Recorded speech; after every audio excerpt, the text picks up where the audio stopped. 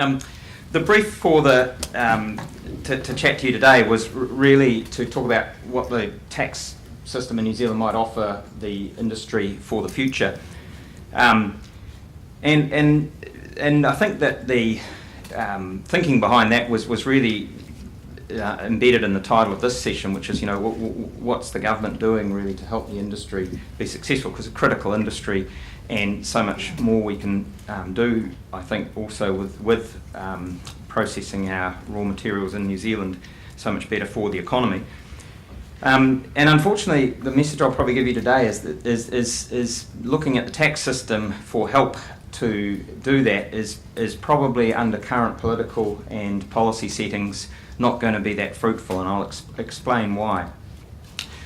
So I thought I'd cover the tax working group recommendations and their impact around productivity quickly, because that's the biggest piece of tax reform potentially at the moment, and then talk more generally about the New Zealand tax system and the frameworks and settings that are currently used, and then give you my thoughts on how you should think about the tax system, just my thoughts, of course.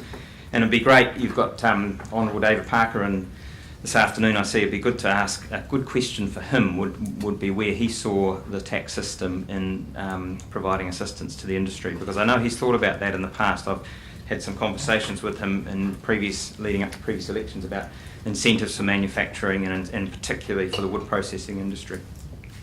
The tax working group that I was part of, and New Zealand does these things about every 10 years, we review the tax system. And we had some very specific terms of reference, and mainly they were focused on fairness and fairness across the tax system, both in the way income's treated and the way assets are treated. But we also did have a term of reference that specifically, and I'll quote, says a tax system that provides the long-term sustainability and productivity of the economy. And in particular, whether the tax system promotes the right balance between the productive economy and the speculative economy. And we had to consider in that context the way the economy was changing over the next 5 to 10 years, and some of the demographic changes, some of the issues around climate change, environmental, the full spectrum. And in doing that, we were supposed, part of the brief was to focus on that productivity. And it'd be fair to say, I think, that looking at the composition of the group and looking at the report and the work we did, that the productivity piece was underweighted and undercooked. Much of the time was spent around looking at the broader system, looking at how it treats, looking at its interaction with housing, looking at capital gains tax and things like that.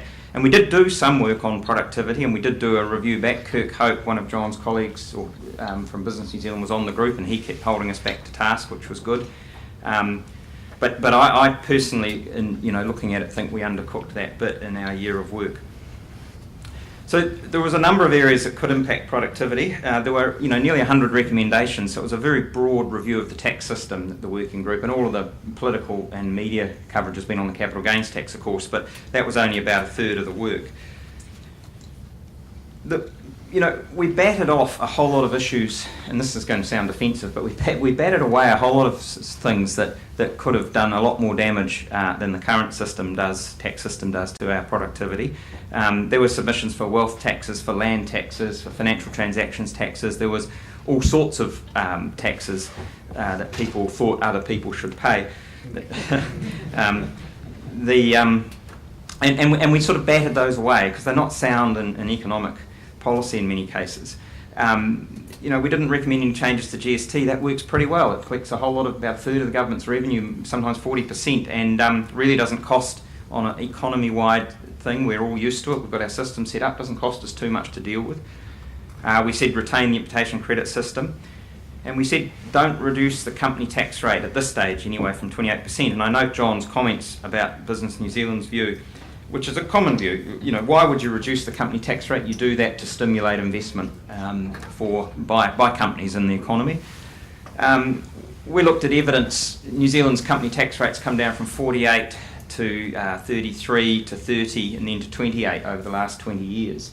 And each time it comes down, there's no strong evidence that business investment increases or foreign investment increases. And when you look at the company tax rate, because we have the imputation system, if you're a domestic business, the company tax rate, as long as it's equal to or below the personal tax rates, it really shouldn't change incentives to invest. It really is a final tax on foreign investment, FDI. And again, there's no strong evidence at the moment anyway that FDI increases as we reduce our rate. The biggest issue with getting hold of FDI at the moment is OIO approvals. We do a lot of work for foreign businesses wanting to invest in New Zealand, and they're not terribly worried about the company tax rate. They are very worried about OIO and other regulatory settings. So we said pretty much as long as we stay below Australia, Australia's currently running at 30, they're our biggest competitor for investment. Once you come 12,000 miles to invest and you've got a choice of Australia and New Zealand, if we stay below Australia, we should be okay. There are a bunch of modest changes, and I emphasise modest changes that support productivity in the economy and the manufacturing sector. Those included things like recommendations to relax the loss continuity rules for fast-growing capital-raising businesses. If you're familiar, you'll know you need to retain a 49% continuity of shareholding to carry losses forward. And if you've got 3 or 4 or 5 rounds of capital raising as you're growing your new business, you can drop those losses off, and that means effectively you're growing your business. It costs you $1.39 for every dollar that you invest in your business. So modest change recommended there. There's such a thing called black hole expenditure, which it's either not, if you don't get a deduction for it up front and you don't create a depreciable asset that you can depreciate over time, you might have some capital expenditure in the middle that just gets no deduction. That can stifle innovation and should be fixed. Quite a big one was reinstating depreciation for commercial and industrial buildings. There's clear evidence that those buildings do depreciate over time, and I'm not telling you anything. And because we don't allow depreciation on those buildings, the effective tax rate on those buildings is way above our statutory tax rate of 28. It's as high as about 48 essentially, and that's a distortion that's not a good thing. And a specific issue for New Zealand, seismic expenditure. There's currently when you have to strengthen your buildings to get up to code under regulatory requirements, and that seismic expenditure gets no deduction either by way of amortisation or upfront, and that should really be fixed. There's a recommendation buried in there that has gone unnoticed at all, but the working group felt there might be a case for a reduced tax rate to, in some tightly controlled circumstances, to attract investment in nationally significant infrastructure projects, because we don't always have the expertise in New Zealand to do some of these really large, significant things. And the relevance of that is some of that infrastructure, whether it be roading or electrification or other things, is relevant as a platform for industry productivity. And then there's a bunch of other minor things recommended, all of which add up, but all pretty modest. One final thing, controversially, is that the capital gains tax as proposed might have a productive benefit, because it might, big emphasis on the might, encourage a swing. We're over-investing in our land-based assets. There's pretty much, I think, no doubt about that, whether that be property or farms or other types of land. And if in the long run the tax on that's equalised up, it might cause more investment in more productive assets. And then there are the changes that could be negative for productivity in the manufacturing sector and the wider economy, and that's got to be the capital gains tax. It reduces the incentives to save, it reduces the incentives to invest, and just the fact you have to pay it, it takes capital out of the economy. And it imposes compliance costs. It's a complicated tax, and if you don't design it right, it can restrict the choices that businesses might make. So if you're sitting on a business premises with a large capital gain, but you really need to move out of that into a new one, so that you can install your new factory and machinery, the capital gains tax might act as a disincentive to sell one and buy another. And in the medium term, and this has really not had a lot of attention, but the work we did around environmental taxes was focused on trying to define when you might use them and how you might design them. We didn't recommend specific taxes and environmental taxes, but if environmental taxes are pursued by a government, and if they're poorly designed, they can have a pretty poor effect on productivity as well. So the final report was released in February. What's the process from here? The coalition discussions are underway now. And the key message I want to leave you with is that on this area is that New Zealand First holds the keys on this, on what comes out of the coalition discussions, on to what extent the government will pick up any of the recommendations in the working group's report. They've announced that they said when they released it in February they would announce it in early April. I think that'll be late April now because I think they've lost a couple of weeks of work because of the terrible Christchurch tragedy. So, towards late April you should be seeing the government's intentions, but that's only the first step. After that, they've then got to legislate it, so a series of discussion documents, a bill in November or December of 19. They've got to get it passed by about July or August of 2020 before the House rises for the election, and then if Labour is to push this through, it's got to win a general election or at least be able to form a coalition. And at each and every one of those points, New Zealand First holds the balance of power. They need New Zealand First to agree to some things in April. They need New Zealand First to give its votes to introduce a bill in July in October or November. They need New Zealand First to pass the bill in July of 2020, and then they'll probably need New Zealand First to form a government in October 2020. And then and only then could the capital gains tax or other measures come in on 2021. So if you want to change and influence this, New Zealand First is a good party to talk to. Looking forward and looking at the case for tax incentives for manufacturing, New Zealand's got a really poor history of tax incentives. By about the early 1980s, we had 67 tax incentives for various things like first fishing vessels, tractor safety frames, pretty much you name it, export market development credits. And those incentives, by and large, didn't seem to work. They were very expensive. They were largely rorted. One of my first jobs as a very young tax inspector in the mid-80s was reviewing export market development claims, and pipes were being made in New Plymouth in steel and then exported to Australia where they would be lagged and then they'd be re-imported back into New Zealand, and that was efficient and economic because of the export market development credit that funded the export. So you get behaviours like that. All of those incentives, and what that led to was in 1983 we had personal marginal tax rates at 66% and the corporate tax rate at 48%. And the reason we had those such high tax rates is because the base that we taxed was full of these holes, 67 tax credits that everyone chased after and a whole industry chasing them.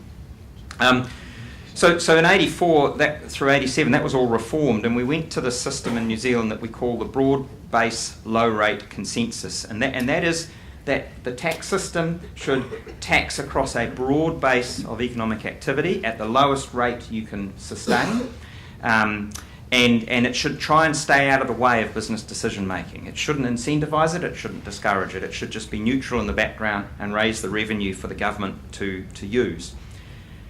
And largely that consensus has remained intact up to this day, so for the last nearly 40 years, 35 years. We have had recent incentive examples, but they're quite narrow. So we explored R&D tax credits at the end of the last Labor government, 2008. They were there for 1 year, and then the incoming National government repealed them. And the new Labor-led coalition has just brought them in again, and they started, effectively on Monday this week, the eligibility for them. The other thing that we brought in a 20% loading for new assets on depreciation rates as a way to incentivise the purchase of new assets a decade or more ago. But that's about it. We don't have almost any other incentives in the tax system. And the reason why is you've got to understand the difference of roles between the politicians and the officials, because the politicians come in on 3 yearly cycles and they change, and they come in and they spend 6 months working out where to go in the beehive and working out where to sit and what to say, and then they spend 12 or 18 months doing some stuff, and then they spend 12 months trying to get re-elected again, and it's a very turnover cycle, and they might come in with great ideas, and you might be able to lobby politicians and get their support for various incentives and things. But then the people that design and implement these things are the officials. And the officials never change. They sit there, or hardly ever, but they sit there and they go right through every cycle of government.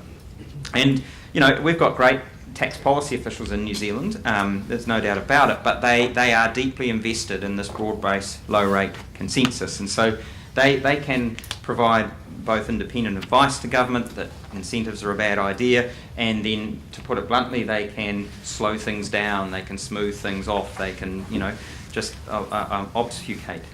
So, if you are seeking tax incentives for the industry, and it is a tool, it's a tool that's used all around the world, then you've got to understand that New Zealand domestic situation, and you've got to lobby carefully, and you've got to plan carefully, and really you've got to subject those tax incentives to sort of 3 tests in my view, and probably 4, but firstly is you've got to be able to prove in some fashion, or at least to raise levels of confidence, that the incentive will achieve the intended effect, which in your case might be to shift the technologies in the industry. And if you go back to my pipe lagging example, that was an export market credit. It was designed to increase New Zealand's exports, but it really wasn't achieving anything because we were making the pipes here and using them here. It's just they went via Australia to collect the credit. You've got to avoid that kind of effect. The second criteria is you've got to be able to prove that there's a low risk of the credits, of the incentives being exploited and therefore being unaffordable. And the best example here is Australia's R&D tax credit. When they bought that in, they expected it would cost them about 900 to 1.5 billion Australian dollars. By the time they completely smashed their scheme apart and rebuilt it, it was costing them 9 billion Australian dollars a year. And the reason is that people piled into it. The definitions were loose. People piled into it and were recategorising expenditure that they would always otherwise have been doing, and were claiming the credit. And so the consequence of that is that the R&D incentive in Australia that was very generous is now quite miserly, and that's because it was poorly designed. And then the third test is you've got to make sure it doesn't displace any other good investment activity. So there's no point, the old Queen Street farmers, in those days when those syndicates were all pursuing incentives to develop farms, if they hadn't been piling into Angora goats and things, where might that have investment money gone, which could have been better used in the economy? In my view, in a tax policy sense, from an industry perspective, the first best option is to try and find the tax problems and get those ironed out. So not look for incentives, but where there is disincentives or problems, get them fixed, because they have a strong policy foundation, and no building depreciation is a classic for that. I think that some concluding thoughts on tax incentives, they are self-serve by design, and that means by self-serve, I mean you don't apply for a grant and you don't have to justify it. If you meet the criteria, you turn up, you claim, you get the incentive. So they can be expensive and can be poorly targeted, and you've got to be careful about that. I think, I still believe overall New Zealand should stick with a broad-based low rate approach, but we should deal with tax problems that are acting as a disincentive to activity as and when we see them. And I've said, where should you invest your political capital? And there's no doubt as a critical industry, you've got a lot of political capital, and where should you best invest it in order to help you lift productivity? And my thoughts are it's probably barren territory going after tax incentives. You can test Minister Parker today on that. But I think there's lots of productivity gains to be had in the health and safety, the employment law, better infrastructure, better industry training. Those things are where I would think political capital is best spent. So finally, how to react to the tax working group. So, watch for the government intentions being announced at the end of April. There's an enormously long and uncertain way to go before a capital gains tax could actually come in, even if they announce they're going to go with something in April. New Zealand First absolutely holds the key if you are interested in changing or stopping dead the proposal.